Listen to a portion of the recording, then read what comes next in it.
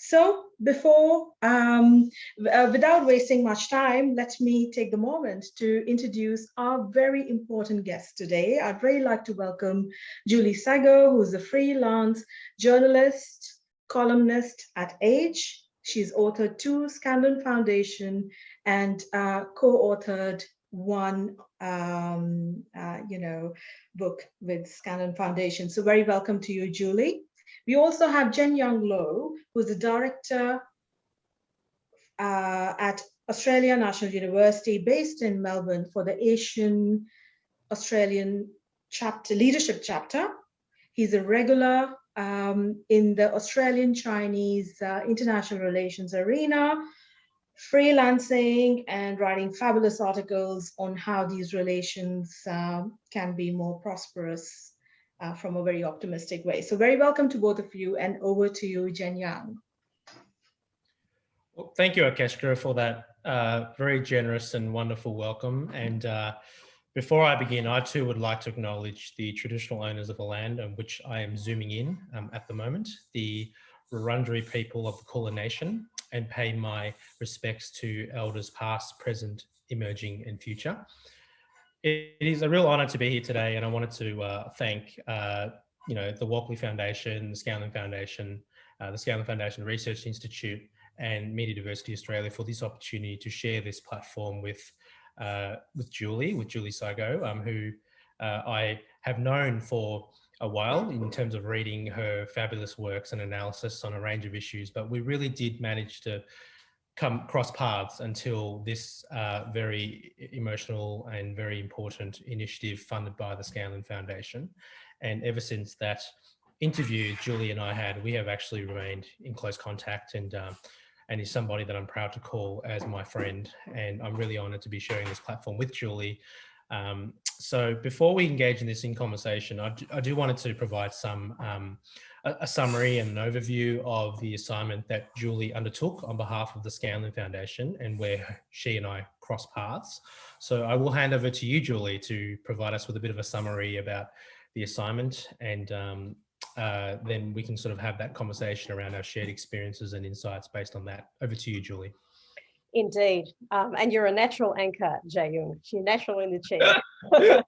You're too kind. Yeah.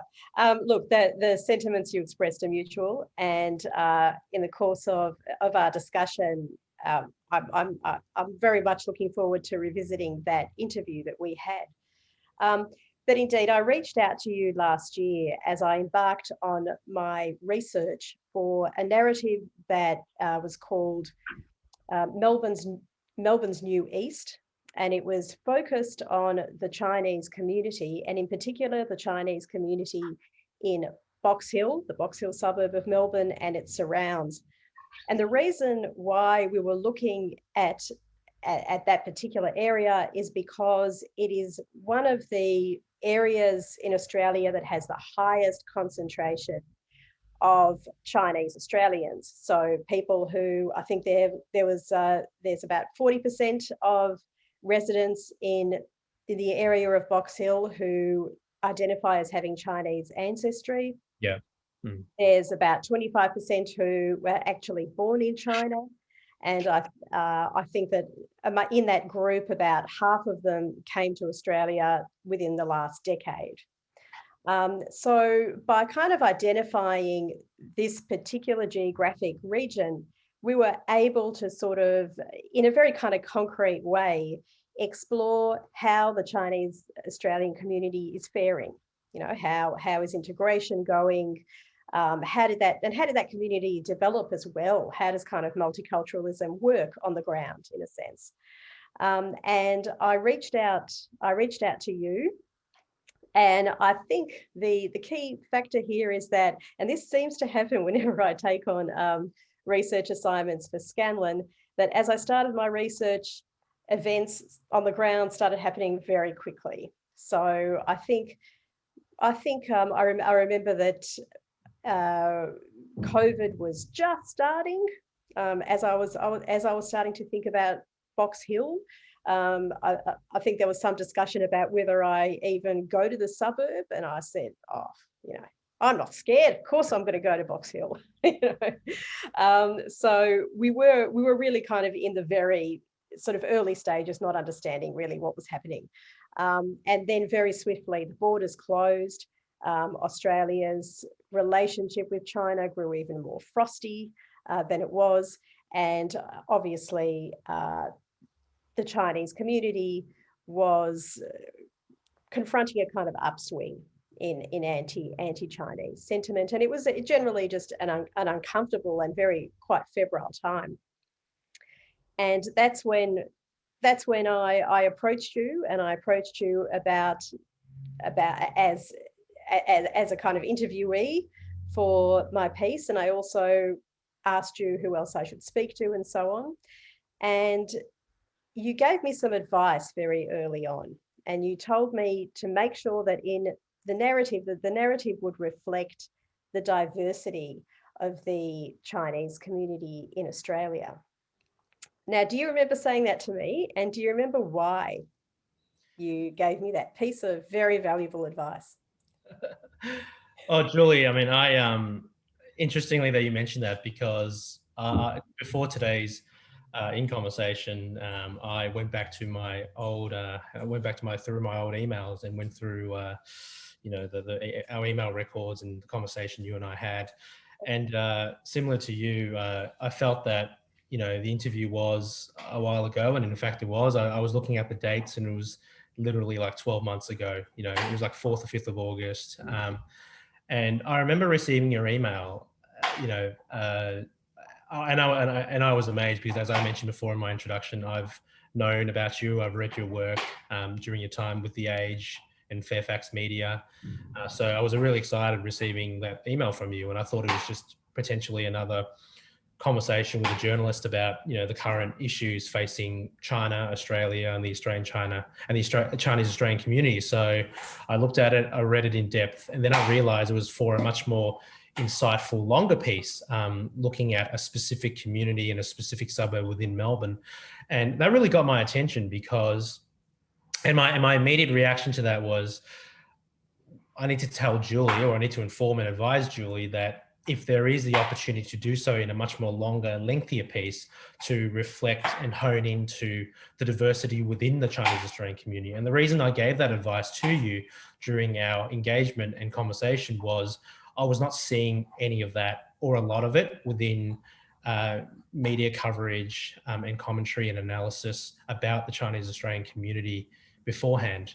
As you mentioned before, as the Australia-China relationship got quite frosty, most prominently during 2017, when an ABC Four Corners program first aired, talking about political foreign interference and influence around China's role in that particular aspect. There was a huge sense of anxiety and fear within the Chinese Australian community about, what does this mean for us? And some people were saying, what does this mean for us? Some other community elders were saying, oh, here we go again, the anti-China sentiment, the xenophobia, the Sinophobia, feelings that we've experienced throughout our time in Australia over 200 years. And I always share the story with people that, one of the main drivers of Australian Federation in 1901, back in 1901, was the yellow peril, was the fear of Asian migration, specifically from China. And this is when, colonies were introducing anti-Chinese legislation to, suppress and to discourage Chinese migration in Australia. And it's because of these historical feelings and historical incidences that causes the community a lot of angst every time they read about themselves within the media. And when we had our conversation, I just thought to myself, this might be a really good opportunity to highlight not only a specific suburb, but also that diversity of the Chinese Australian community. And I was very pleased and honoured and relieved that you accepted that advice, and you sort of took that with you as you were developing this narrative and this piece for the Scanlon Foundation. And I couldn't thank you enough for that, because we weren't seeing it in the media at all. Yeah, and I mean, you'd think that it would be an obvious point, but in fact, it's because we were seeing Chinese Australians through such a politicised lens at that time. it really helped me to have someone to have someone remind me that, hang on a minute, this community has been here, since the gold rushes, and there are so many kind of different waves of migration that encompass that Chinese Australian experience. It was very valuable advice. And in fact, I went off and I was able to very consciously gather voices that in various ways spoke to different periods of migration and different perspectives. So for instance, there was a woman who I interviewed who had even come to Australia in the 1960s. She was from mainland China, but she came via Hong Kong.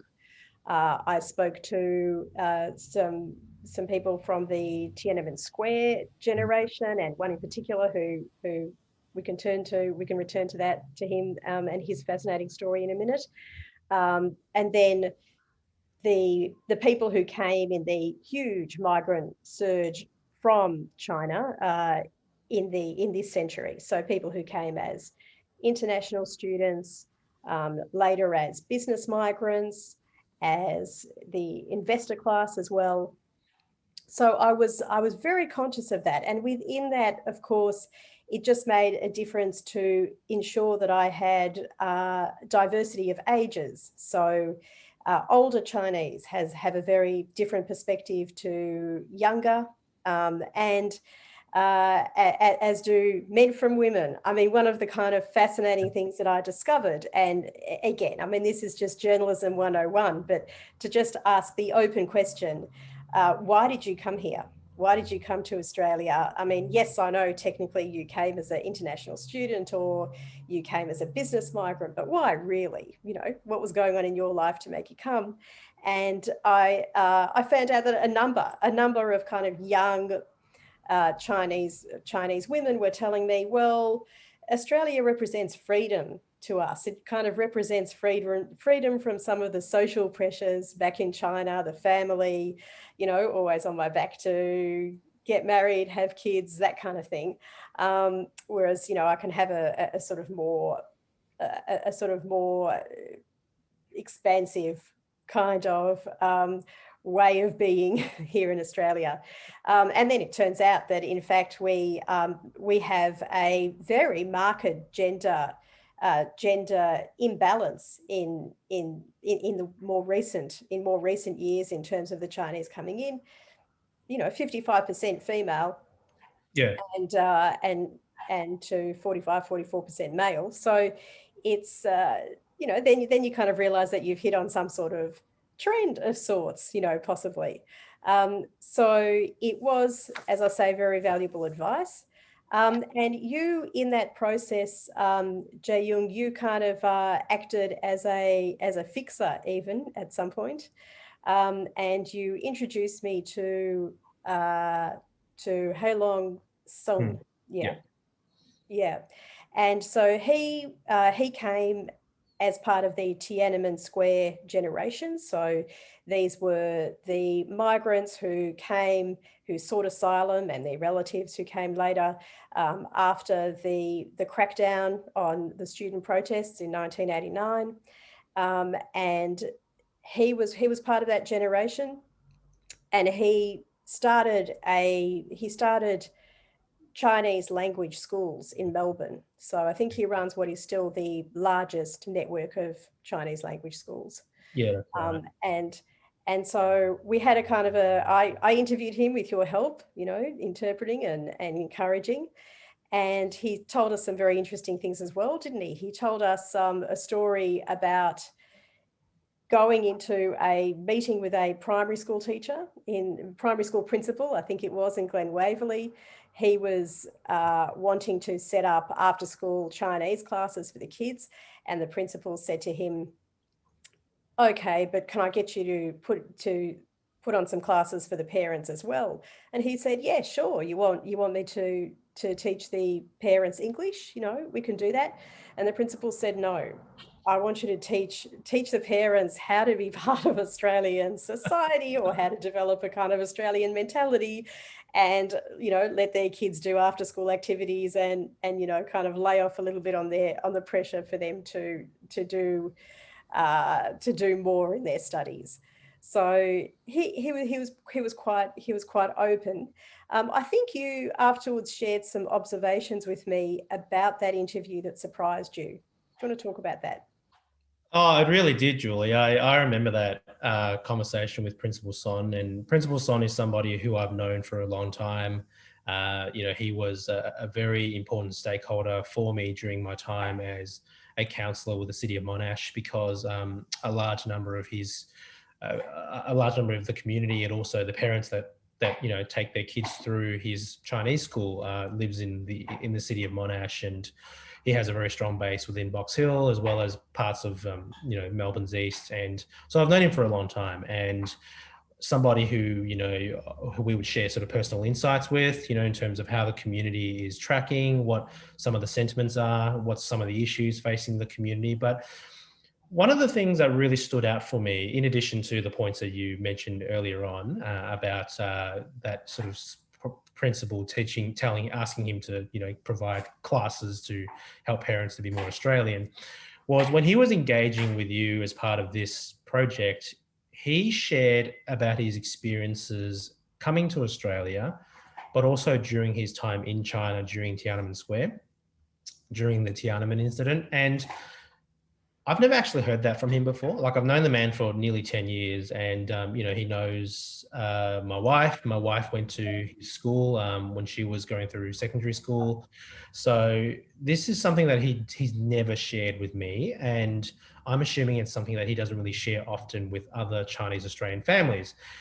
And what amazes me was like how you were able to create such a comfortable, nuanced and culturally sensitive environment where he was happy to share that with you. And I think that was a very important piece to the narrative. And I remember, like, you know, leaving that interview stunned, saying, this is something that I didn't know about Principal Son, you know, like, this is when he actually arrived, the reasons why he came to Australia and his connections back home with China and what motivates him to continue establishing these language schools to support and to promote the Chinese language and culture. So I left that interview, you know, as you mentioned, as your interpreter and your facilitator, I was you know, I had two hands on my mouth, on my face, saying, wow, you know, like, that was a very sort of insightful discussion between him, you and me. And he shared with you things that he never shared with me before. So I'm not sure what type of what type of you know, journalistic magic that you wielded, but no, it was amazing. And I just wanted to thank you for that, because he did say to me at the very end, you know, like, this is the most I've ever shared with the journalist. And, you know, he talks to a lot of journalists, both here in Australia and in China as well. And, you know, he was just very appreciative of the assignment, because, again, you know, he had the same perspective as me, and that is, we read so much about Chinese Australians in the news, but, you know, we don't often have the opportunity to contribute to a project like this, where it was in depth, it was thorough, and it looked at the community in all those different angles. Look, thank you very much for your flattery there about my interview techniques. I mean, of course, I you know, I will accept every word of it. But I'll go more later on. So, but let me just throw this idea out there. Was it cultural sensitivity, or in fact, was it to some extent the opposite? So doesn't this show the value of sometimes an outsider asking questions in a, you know, with a kind of genuineness about them? So, you know, even in a naive sense, asking the question, and I think I asked him repeatedly, but did you leave because of Tiananmen Square? What was it like afterwards? You know, what was your motivation in leaving? How did you feel when all of that was playing out? Which perhaps if he was being interviewed by, say, a journalist who kind of had that sort of cultural sensitivity and knowledge, might be perhaps a little bit more reticent, might see no-go zones that I just didn't see. I just went blundering in. No, I think from what I could recall, please correct me if I'm wrong, was you didn't start off with those questions. So you started off talking about you know, the role that he's played within Australia, you know, the leadership that he played in setting up those language schools and setting up those programs for Chinese Australian families and for, you know, Australian families who want to learn Chinese. And I think after those conversations about about his role in those particular initiatives, I think you were able to establish quite a strong rapport with him. I mean, it was a long conversation from what I could. Yeah. So you didn't start off with those particular questions about where he was from, why did he come here? I think you eased into it during the conversation, and you're absolutely right. I think if he was interviewed by, let's say, a journalist with a Chinese Australian background, he might be a little bit more hesitant to share that in depth because not because the Chinese Australian journalist doesn't have the linguistic knowledge and also the cultural nuance, but I think like any multicultural community, you know, we are probably tend to be more weary about sharing with people of similar backgrounds because you just don't know who they know as well. So there is that sort of, you know, aspect as well. But in saying that, it really depends, I guess, on the individual. But I think because you didn't start off with those questions, which he's probably so used to in answering from journalists or even from other people that he's come across, I think that was a real big decisive factor in him wanting to share that story with you. Yeah, that's interesting. I think one of the things that I've learned in reporting on kind of ethnic communities, and especially when things are politically sensitive, is I guess never assume that people won't talk to you. Yeah, that's right. Be aware of the context, but kind of never assume that people won't open up. I think one of the surprising things that I've found in this particular research project was the people who were very prepared to tell me all sorts of personal things about their lives, their personal lives, their histories, and so on. As much as I was surprised about the people who I suppose were extremely nervous about small details. Yeah. And sometimes that can seem quite mysterious, and a little bit later, I think we'll talk about what's behind some of that nervousness that I think people will encounter in parts of the Chinese Australian community. We then had an interview of our own. Yeah. Yes. I think it went for a few hours, didn't it, Julie? Like that's what I recall. It did, and it was extremely selfish on my part because no, not at all. I think when we're doing stories like this, we try and find the one person whose brains we can pick in great depth, who we hope will be our kind of guide through the rest of the project. And I sort of had you picked as it from the beginning. And again, we were speaking against this very febrile context that was happening. It was during lockdown, so we were speaking over Zoom. And I know that I started in a particular sort of way. I think there's the great Pulitzer Prize winning journalist John Franklin has got this piece where he talks about the psychological interview that he is a great advocate of. He was a long form journalist, and essentially it's a little bit like a psychologist taking a case history. Lie down on the couch and tell me about your childhood.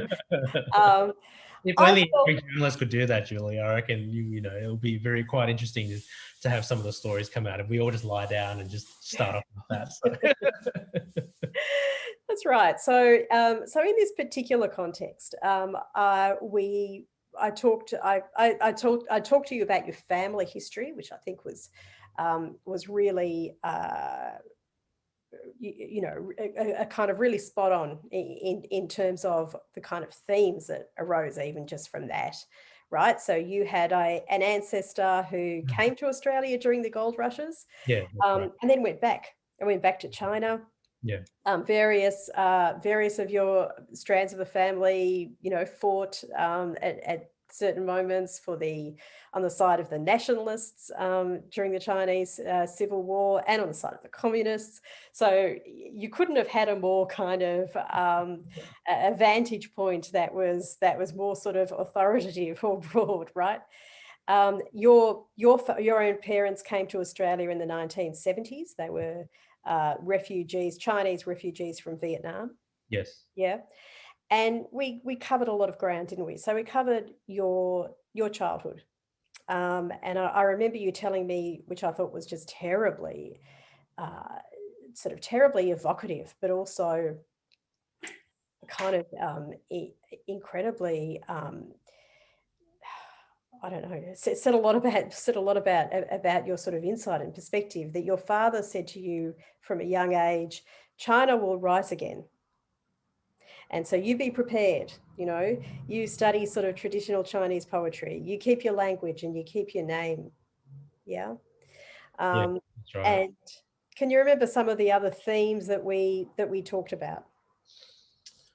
Yeah, I mean, like I think I've said this to a few people after our interview that, you know, I've had the opportunity to be interviewed by, you know, a number of journalists and media professionals over the years through you know, about my work, and not so much about my personal history. That was probably the most, probably the first time that I've sort of shared that much. Again, you know, a nod to your journalistic, you know, like magical abilities there, Julie. So, but you know, some of the themes that we touched on, I mean, you referred on earlier on about, you know, the story of my ancestor and, you know, the role my maternal grandfather played in a number of historical milestones within China at the time, and, you know, my parents leaving war-torn Vietnam.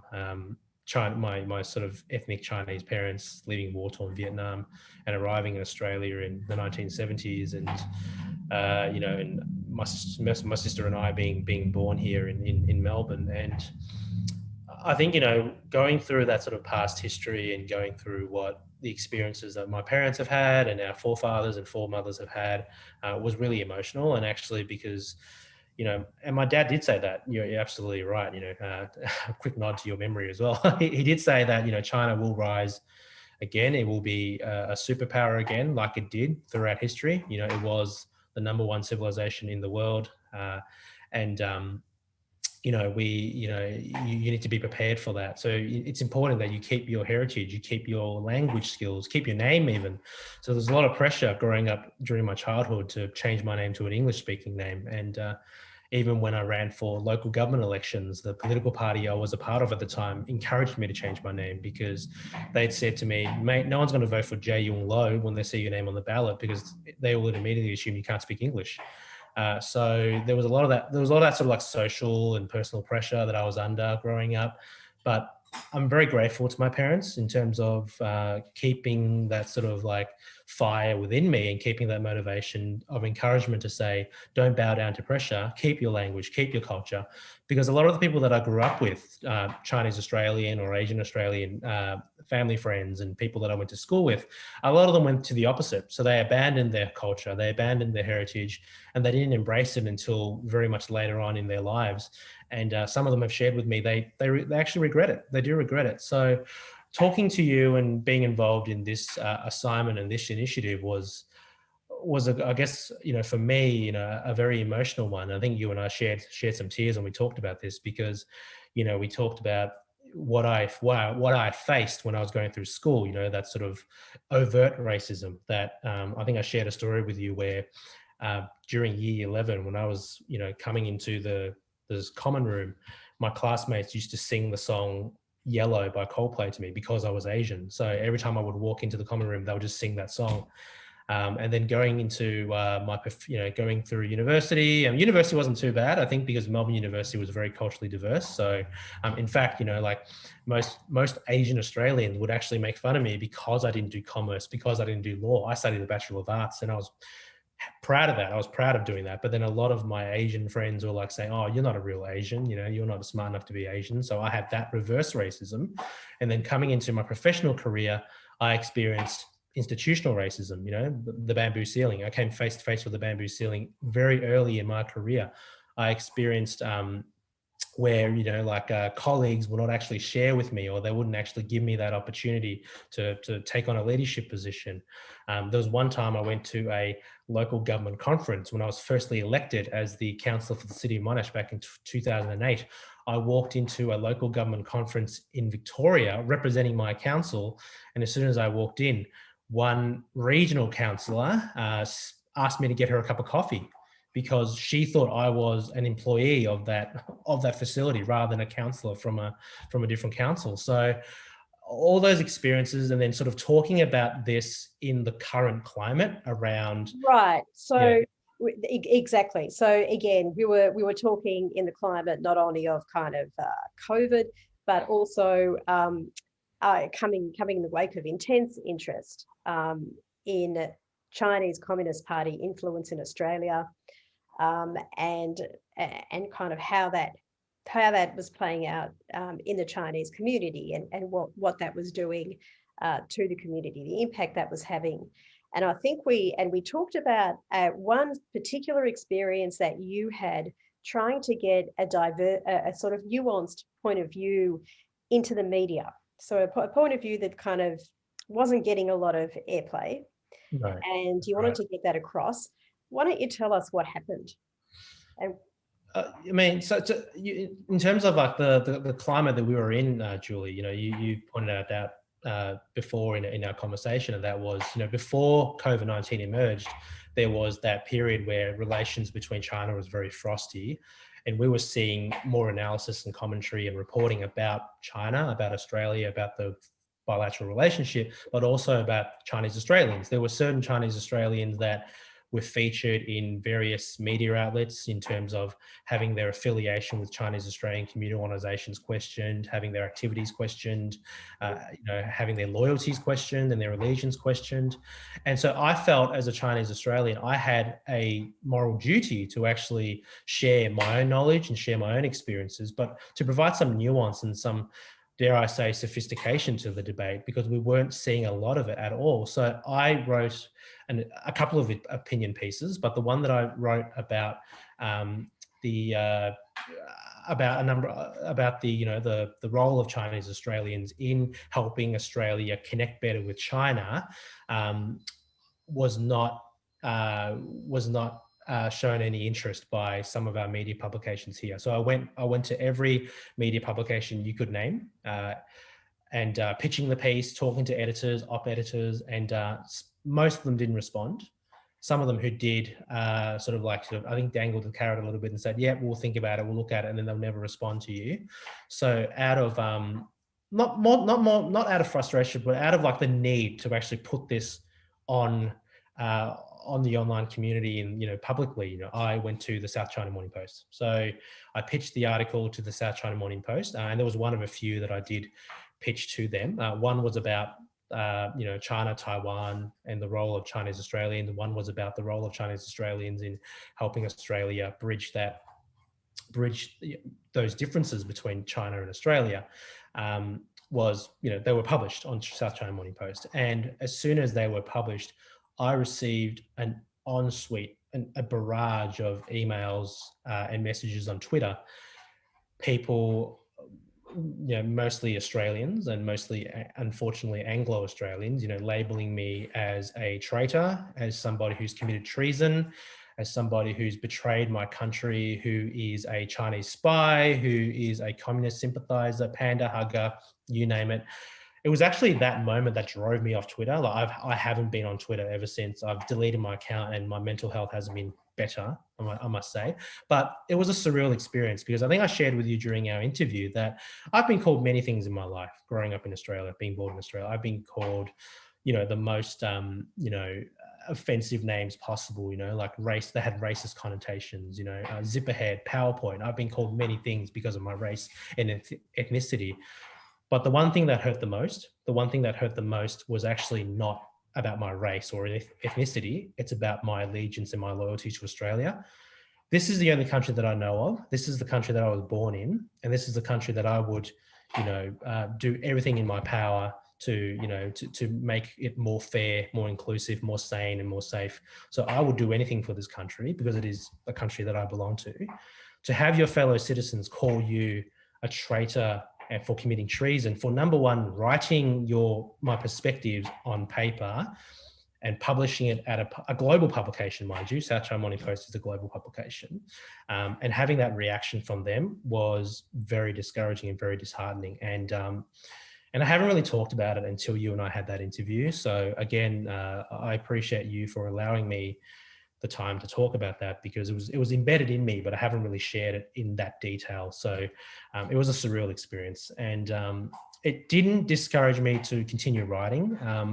And it didn't discourage me to not approach Australian publications. And I did, I was able to publish a few more about Asian Australian leadership, representation, etc. So, but during that time, I was desperate to have that article published in an Australian publication, because I wanted to share that perspective with my fellow citizens. I wanted to add the nuance. I wanted to add that diversity within the Chinese Australian community, because it wasn't at all seen in the media at the time. Do you think that that diversity wasn't being seen because of the media having tunnel vision, or do you think that it was that there were constraints and complicated dynamics going on within the Chinese Australian community itself? What are some of the kind of constraints, or are there constraints on Chinese Australians speaking about China?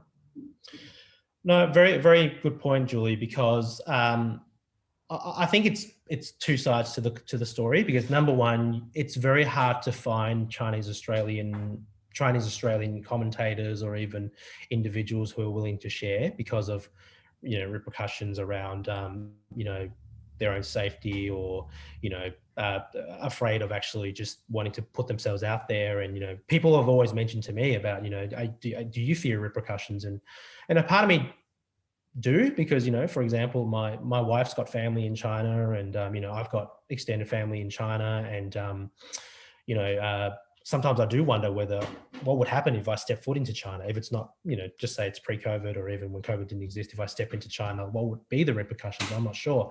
I always say to myself, I don't want to be giving our diplomats a hard time in case if things do go pear-shaped, but I feel that I do owe a moral obligation to be that voice, to be one voice, not the voice, but a voice for the Chinese Australian community, to provide that insight to the wider Australian community, and to help us better understand what this bilateral relationship means. And I think, you've got one side where Chinese Australians, a lot of them are not willing to share and to put themselves out there. Then you've got the other side where media outlets just do not have enough knowledge, or do not have enough awareness around that diversity, who to approach, who to go to. But I have to say that I've seen that improve ever since 2017. Oh, that's good. I've seen more Chinese Australian journalists working in media outlets. I've seen more, cultural and linguistic analysis about issues facing our community. And I've seen more Chinese Australians taking on journalism as a potential career. And some of them are on this call today. So I think, that is on the improve. And I think that, by working together between the community and with improving the knowledge and the representation of our media outlets, I believe we would be able to improve our reporting and analysis on cultural diversity moving on from here onwards.